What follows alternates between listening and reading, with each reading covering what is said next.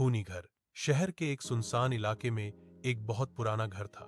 लोग कहते थे कि उस घर में एक भटकती हुई आत्मा रहती है।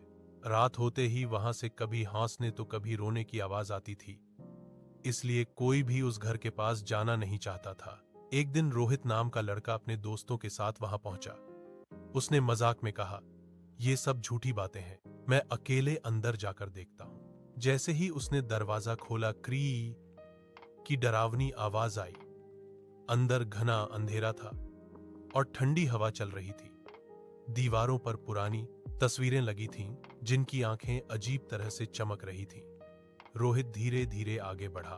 तभी उसे किसी के चलने की आवाज सुनाई दी। थक थक थक। उसने पीछे देखा, लेकिन वहां कोई नहीं था। बस एक पुरानी कुर्सी अपने आप हिल रही थी। अचानक एक कमरे का दरवाजा जोर से खुल गया। अंदर एक लड़की की परछाई खड़ी थी। उसके बाल उसके चेहरे पर बिखरे हुए थे और आंखें लाल चमक रही थीं। वह धीमी आवाज में बोली, तुम यहां क्यों आए हो? रोहित डर के मारे भागकर बाहर जाना चाहता था, लेकिन दरवाजा बंद हो चुका था। वह परछाई धीरे धीरे उसकी तरफ बढ़ रही थी। रोहित जोर से चिल्लाया, मुझे जाने दो। तभी जोर की हवा चली और रोहित बेहोश होकर जमीन पर गिर पड़ा।